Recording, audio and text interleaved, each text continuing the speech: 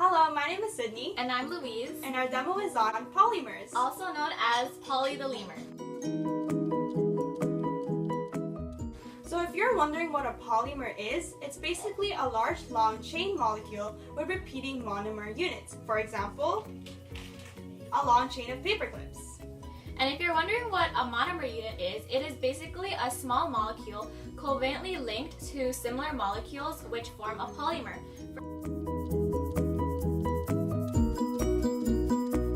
For example, a single paper clip. When you add many more paper clips, in our case monomer units, then it will form a polymer.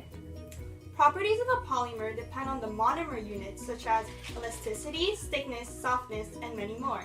And examples of polymers would be gum, plastic, and as well as nylon, linen, and cotton, which is often found in your clothing.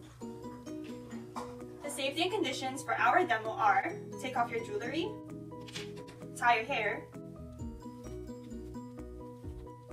put on your safety goggles, put on your gloves,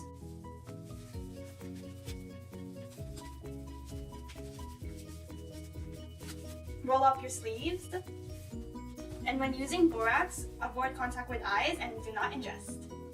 We will be making a synthetic polymer through the process called polymerization. These are the materials to make a putty polymer.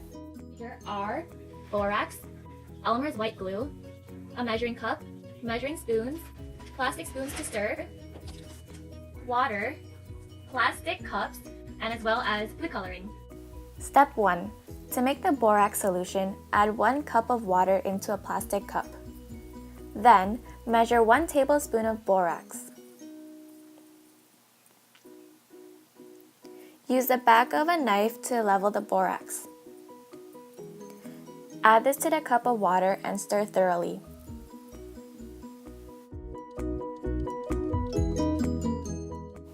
In a separate cup, add 50 milliliters of water. Then, measure 50 milliliters of Elmer's white glue. This will keep the 50-50 ratio between the water and glue.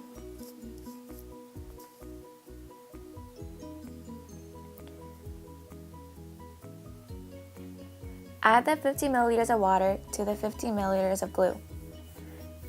You have the option to add 2 drops of food coloring.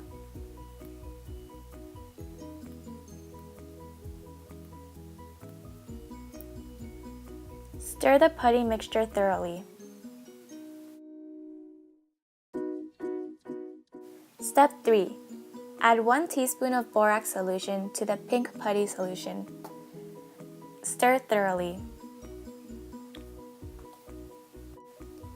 You can see that some of the putty has stuck onto the spoon, and it is very liquidy. To compare the properties of the putty, we will be using different amounts of the borax solution for the next 3 putty examples. As you can see, more of the putty solution has clung onto the spoon than the pink putty. We will use 3 teaspoons of the borax solution for the purple putty. Almost all of the purple putty has clung onto the spoon. We will use 4 teaspoons of the borax solution for the blue putty. This is why we wear gloves. After 4 borax solution teaspoons, the putty has become very solid and rubbery. 1 teaspoon of the borax solution, 2 teaspoons of the borax solution, 3 teaspoons of the borax solution, and finally 4 teaspoons of the borax solution.